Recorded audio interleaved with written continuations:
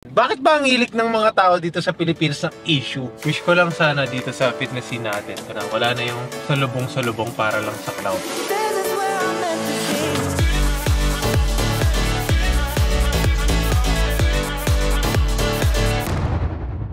What's up guys, Von Campos here. Welcome back or welcome to my channel. Here I post fitness related content, and for today's video, meron tayong chill vlog. So papakita ko sa inyo yung upper workout natin today. Kasama natin si Jen. Gagawin ko yun kasi I promise sa isa sa mga videos natin before na meron tayong walkthrough ng isang workout. So today magbubuhat kami ni Jen kasi may gagawin din kami later on this afternoon. And I'll take this opportunity para ma-walk through ko ng maayos yung workout natin. Okay, so before we start, please like the video, subscribe if you haven't already, and turn on post notifications so you won't miss any of my future uploads. So sige, sit back, relax, and enjoy the vlog.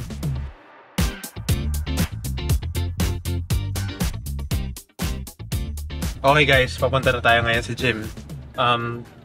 Gusto kong gawing gym dahil thumbnail kasi yun yung patok sa Pinoy fitness scene, di ba? Speaking of Pinoy fitness scene, bakit ba ang hilig ng mga tao dito sa Pilipinas ng issue? Pare-parehas naman tayong tama, di ba? Yung fitness naman hindi lang yan one size, hindi lang yan parang one way.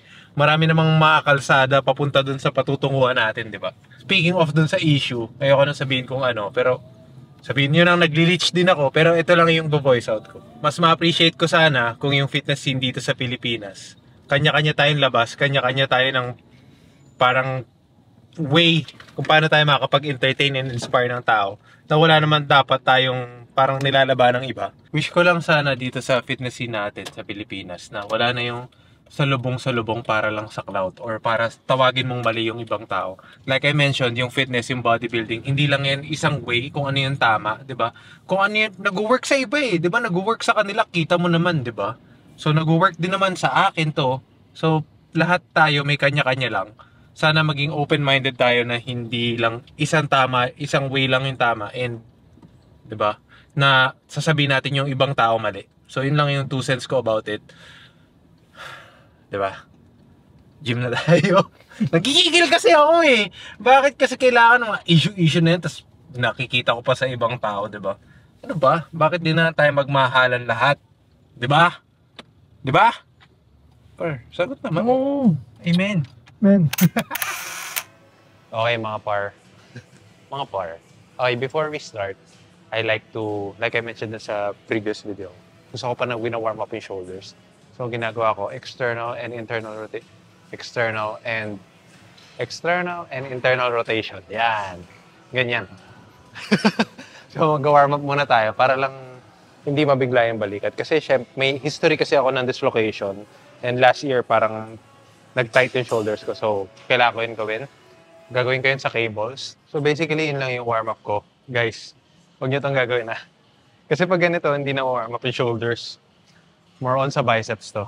Okay? Kasi tingnan nyo. Pag ginanyan nyo, yung tension nandito. Pag ginanyan nyo, nasa biceps yung tension. So, better if sa cable nyo gawin. Or kung gusto nyo talaga ng dumbbell, ganito na lang. Kaso, kailangan sobrang gaan. Kasi ito nga, 5 kilo lang. Medyo uncomfy na eh.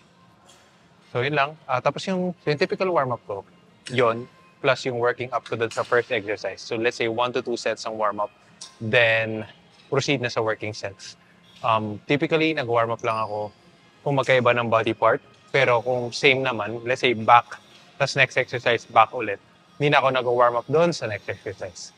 So first workout natin is upper back row gamit yung machine. Okay, so ito yung first exercise natin. Gamit natin tong Life Fitness na row machine. So what I like to do is, nalagay ko yung seat level kung saan yung pad nandito sa middle chest or upper middle chest, depende. Tapos, yung width, slightly out, tas flared out yung shoulders. Okay? Kasi ang goal natin tamaan dito is upper back. Traps, rhomboids, tsaka yung konti sigurong rear delts. So, and another tip guys, pag magbubuhat kayo ng back, make sure to use traps. Ito siguro yung pinaka-big revelation ko pagdating sa back training. Tagal ko na nagbubuhat, di ako nagsastraps kasi feeling ko yung mga nagsastraps mahina. Baliktad pala. Yung mga nagsastraps, yun yung mga malalakas. So gusto nagsastrap sila para hindi mag-take over yung arms and hindi maging limiting factor yung grip. So, lagay nyo lang siya dyan, like so. So, like I mentioned, tawag dito, flared out. Wala pa palang weight. Pero anyway, pakita ko lang yung form. Okay, so, I'd like to start sa ganito. Just make sure to stretch here. Huwag naman yung gano'n Parang, make sure to stretch na nandun pa rin yung form. Tapos roll back na ganyan. Again. So, kung upper back yung target mo, don't round your back sa concentric movement. Make sure na i-arch mo ng slight or neutral spine. Ayan. Just make sure to pause here. Tapos pause din sa stretch. Control the weight, don't jerk.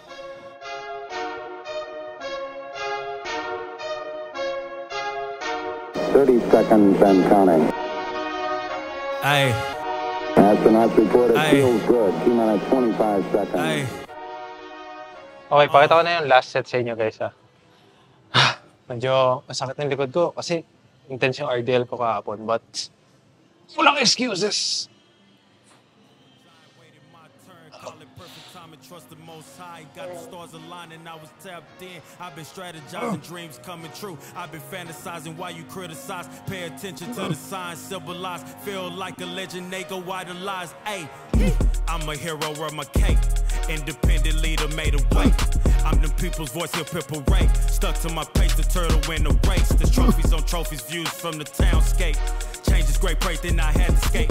God told me time to go elevate. Chosen child, I'm the champ now, not a featherweight.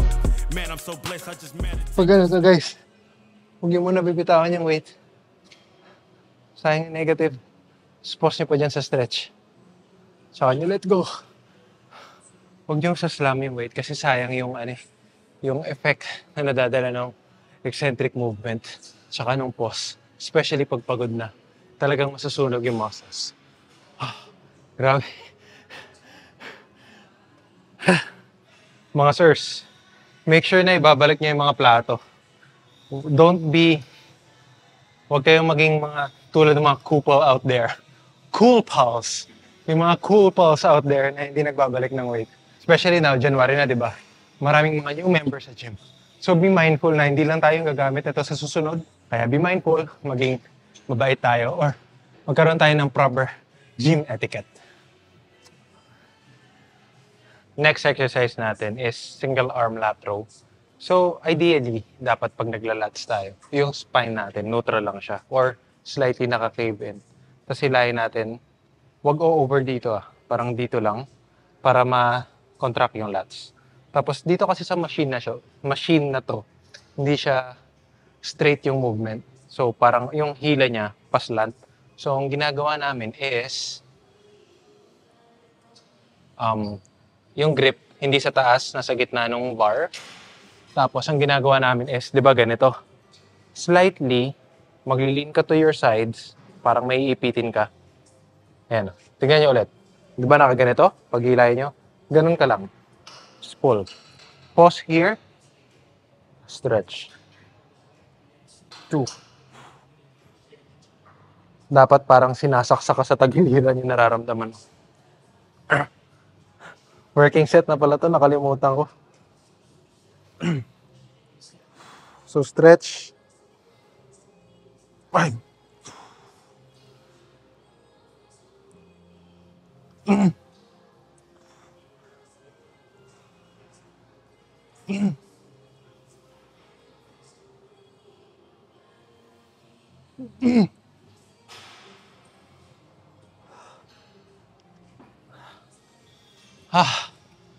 So dapat mararamdaman niyo siya na parang may sumasaksak dito sa lats ninyo. Other side, baka sabihin niyo pinipeke ko.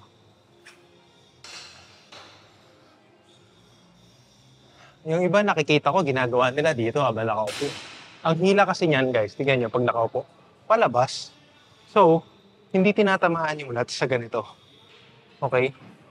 Kaya, mas okay sa machine na to, specifically sa mga life fitness na ganito yung row, mas okay kung nakatayo pa, tapos slightly mag-lean ka doon sa working side para mas mabias mo yung lats. Okay? Ayan. Tumatapak ako dito for stability. Tapos yung hand, pang brace dito sa pad. Okay? Yan yung initial na position. Slightly lean. Then, pull.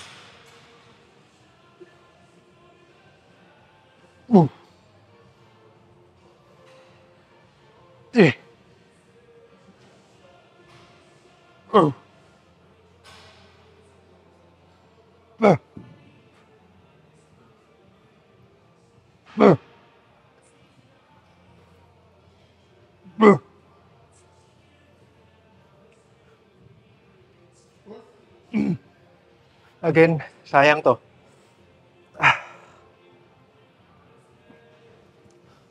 Huwag nyo na-drop yung weights una kasi nakakahiya sa mga tao sa gym. Baka isipin nagyayabang ka. Secondly, mas importante, sayang yung negatives.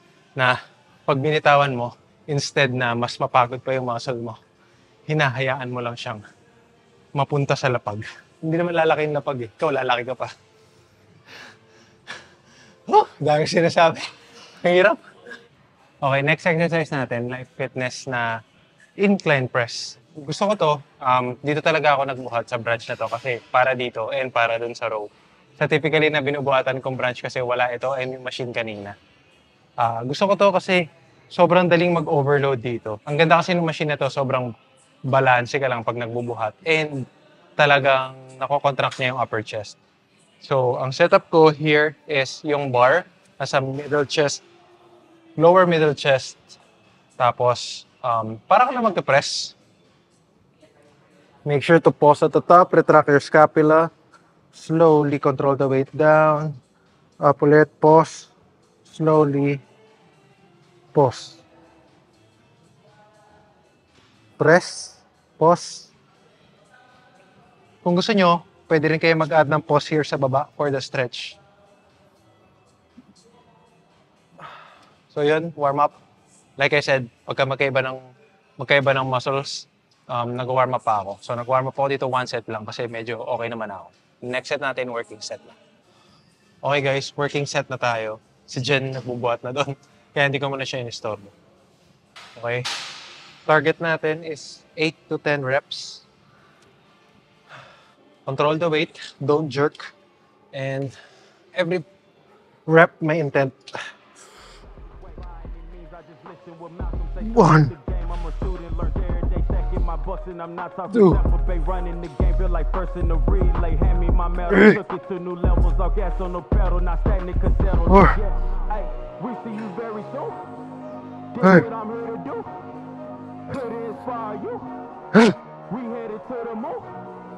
Look, yeah, I'm living proof. About to bless off like you. We about to take the roof. We have a liftoff.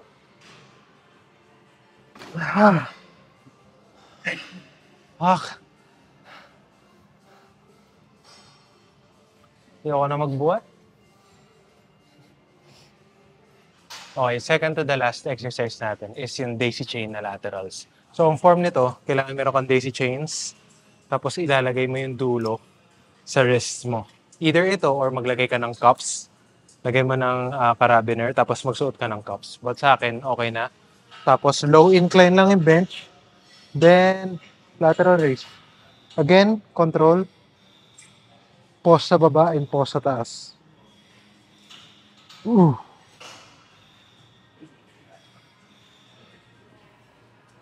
Mas gusto ko siya sa dumbbells kasi constant yung tension niya. Unlike pag sa dumbbells, mas madali lang pag nasa taas. Ay, mas mahirap pala pag nasa taas, diba? Nandito yung tension. Tapos pagka nasa baba na, mas madali. Ito, tuloy-tuloy. And mas maganda kasi yun. Oh, may cameo ka pa, boy. May cameo ka pa. Okay, guys. So, last exercise na natin. O, diba? Parang ang bilis lang. Kasi di mo naman kailangan talagang i-annihilate yung muscles. Baka kasi hindi ka na makarecover, ganun. Especially kung may training day ka pa tomorrow. Kung sobrang sore mo, paano ka pa magpa-perform sa gym? So anyway, last exercise natin, overhead na tricep extension. Yung carabiner, hinok ko doon sa pang-loop. So ang gagawin mo dito, nakaharap ka muna sa machine, then turn, elbows in, make sure na nakaganyan, don't flare out.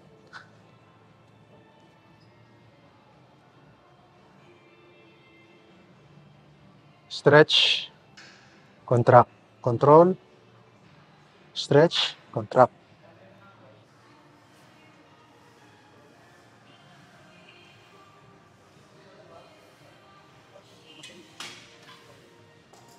Check.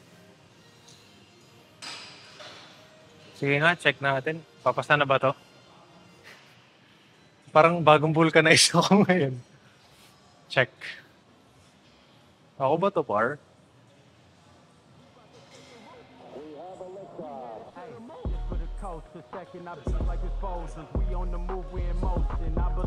Oh, di na.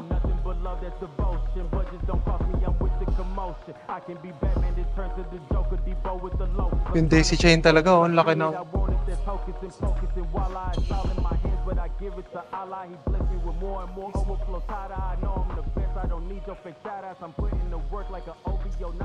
Yung daisy chain talaga yun dito. Ito, kulang pa ako. Well, kulang pa naman lahat. Pero parang kulang pa talaga to. Pero ang pinaka magandang improvement back.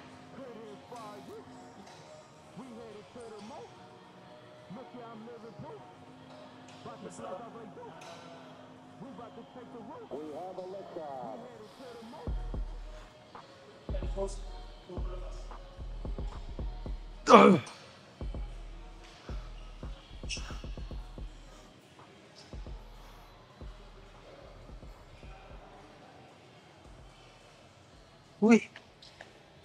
Pero dapat feeling ko ito yung ano ko eh. Front double bicep ko. Mas maganda kesa yung sa patwist. Tingin mo. Ito yung kanina eh. Ito yung yan. Ito no? Tapos gagawin ka.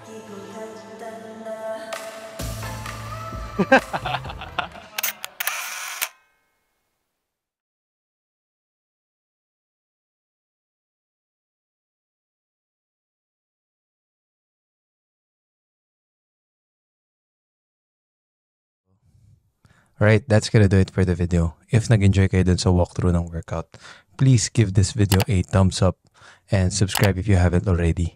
Okay, to address yung sinabi ko sa beginning ng video na to about dun sa issue na nakita ko. Sorry bro sorry kay paano ko ba ito sabihin? Hindi ko naman intention na salubungin siya or mag-leech din dun sa issue nila ni Idol.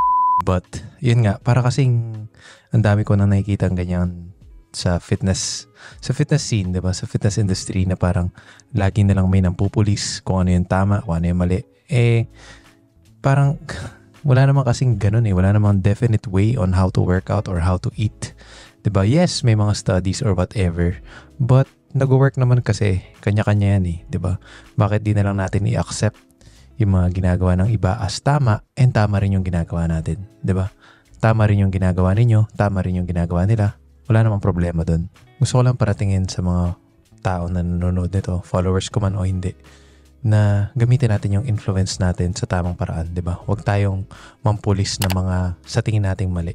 Kasi mas maganda kung parang pansinin na lang natin yung sarili natin, 'di ba? Doon na lang tayo mag-focus sa sarili natin. Kasi pangit talaga yun ang pupulis ng ibang tao. So, yun lang. Yun lang yung thoughts ko about that. Yun lang yung 2 cents ko about that issue. And I hope wala nang ganon in the future. Diba? Gumawa na lang tayo ng mga content kung saan tayo makakatulong sa iba. May it be parang inspiration, motivation, and entertainment sa mga tao. Mas maganda yun. So, sige. I'm gonna end this video right here. Again, this is Von Campos reminding you to follow your passion. Kahit na 0.1% progress lang every day, okay lang kasi it will all add up someday. See you on the next one, guys. I'm out. Peace.